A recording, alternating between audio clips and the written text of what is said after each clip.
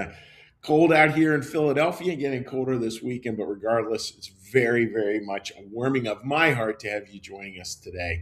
And today we're looking at this concept of rigorous honesty, and it comes off of, we've been looking at this passage from the book Secrets of Heaven about genuine truths kind of replacing truths that look true, but then as we age and mature, we get to understand what actually is really true. And what's really true is known as wisdom. And it takes time.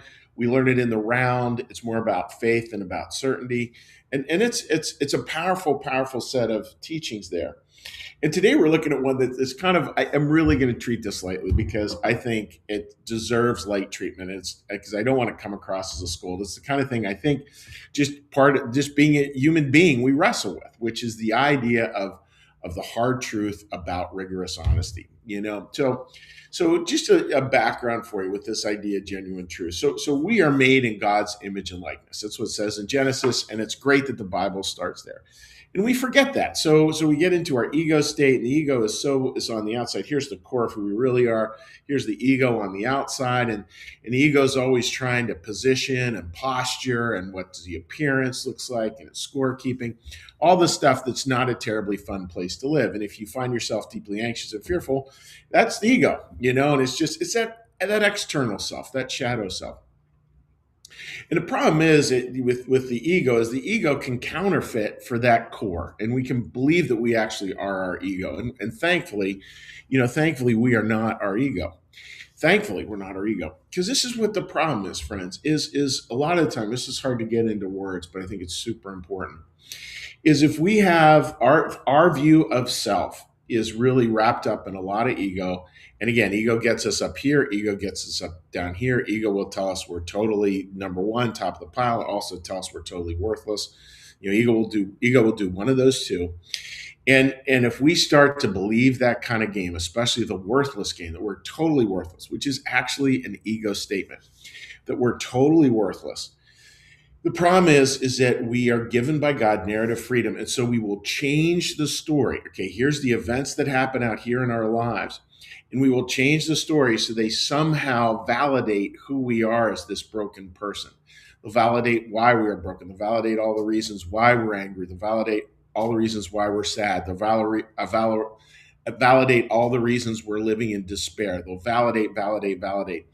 And so what happens is this narrative history just gets wonky. And it's why I think a lot of the time it can be frustrating if we see a loved one going through that to be like, but wait, that's not what really happened. And then there's this dawning realization, they really believe it. They really believe that is exactly what happened. It's the whole story that they have made up. And again, sometimes, unfortunately, because we're human beings, it's much easier to see it in other people than in ourselves, though I think we all do it. And you can just imagine that, right? Like this narrative history out there creating what our identity is. And we're so sort of sensitive about that identity. We feel so broken that we're worried that if any little part of the narrative history doesn't line up, that we've got to fabricate something so that it does, and that includes fabricating things about other people. That's really dangerous stuff. And it's not that. I mean, my experience is with most people, it's not done maliciously. It's just done because they're sort of panicked and they want to be seen a certain way, so they will change the story so that matches up. The trick is, friends, again, remembering that, we all do this and we all can get into that. We all have freedom of narrative history, and our ego will have us misuse that, 9 times out of 10, we all do it. So maybe we can see it more easily in someone else, but maybe more importantly is for us to see it in ourselves and be like, oh yeah, this is where I tend to change the story so that I come out looking like fill in the blank. And it's where we have to be super careful, of stories that make us both the hero and the victim within the story. We're the hero, we're the heroic one, we put up with all this, and at the same time, we're painting ourselves as the victim. Not an empowered place to be, not a place of agency, not a place where God would have us hang out. The beautiful part is that what God offers to us is this wonderful, wonderful concept around you are made in God's image and likeness. So your value, your worth, not even up for question. Just drop that all. And so that creates a space to be really honest. And what we can get is we can get, okay, yeah, my ego self, my false self, it's filled with all kinds of flaws. It is a flaw. It's got flaws here and flaws there, and this thing wrong, that thing wrong, doing this wrong, doing that wrong. I've been coaxing it along way too long. I've been harboring these bad thoughts, harboring these bad feelings, harboring thoughts that are just crazy. Been doing that, doing that, doing that. I need to stop, and that's where rigorous honesty comes in. And it's interesting with the 12-step program, right? Because that's kind of the key to it is rigorous honesty. To say, here are all these other things in my life, and I'm powerless over them. And the problem is my ego, not other people. The problem is my ego. And that puts it right back on us, and that's where when we're rigorously honest, that's why 12-step people are so much fun to be around, because they're the first ones to say, yep, I'm an alcoholic, yep, I'm a drug addict, yep, I'm a sexaholic, pick whatever addiction you're talking about. 12 steps, they're just right out front of it, like, this is my brokenness, here it is. That kind of rigorous honesty allows there to be an amazing amount of truth telling. I made a note here. One of the sayings in 12-step traditions that is fun is, we are egomaniacs with an inferiority complex. That's a great line. Egomaniac with an inferiority complex. So true. And again, like, folks, handle it lightly. Like, I don't think God is like shaming us, but this is life, right? We all wrestle with it. And if we feel like we're not, we probably need to. And having some humor around that, friends, and then we start to see ourselves for who we are. Oh yeah, this is who I am. This is what I am. I'm blessed. I'm broken. I'm flawed. I'm wonderful. As the psalmist says, make my bed in heaven, make my bed in hell. Depends on which point in the day you catch someone at. They're either going to be in heaven or hell. Like, it's just part of humanity. And once we have that kind of rigorous honesty, friends, it's amazing the power that is there, because those kind of people are just honest all the time. And I have a lot of friends who've done a lot of wonderful work in the 12-step world and in different ways. And I always feel like, man, they're sort of in a position that's totally like invincible, right? Because what do you go to someone who's really worked the 12-step program, really worked this idea of rigorous honesty, which gets back to this idea of genuine truth. What are you going to say to them that's going to insult them? Because they're going to go like, yeah, you might be right. I might have been selfish there. Yeah, you might be right. I think I did have too much to drink at that party. Yeah, you might be right. You know what? I'm thinking too much about pick the thought that's just going crazy, or complaint. They're going to go, yeah, you might be right.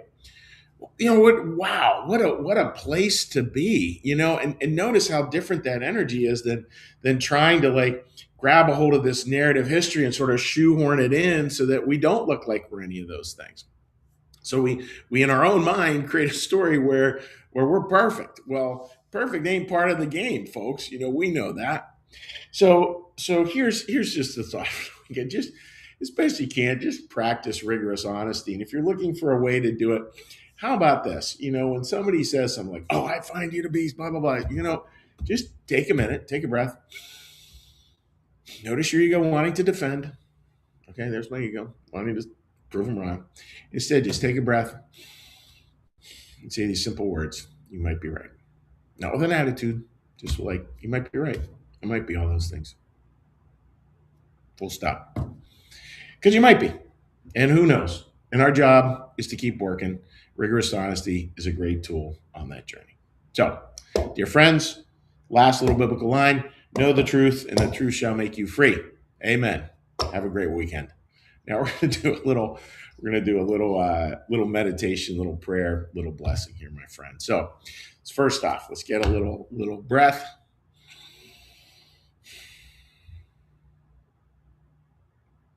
Little meditation.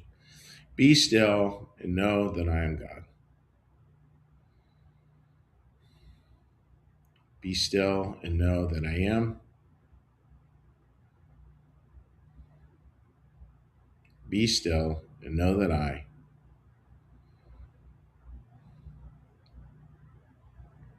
Be still and know that.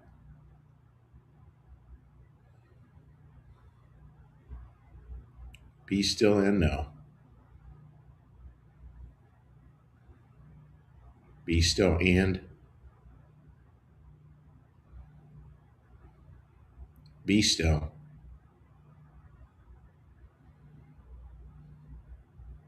be.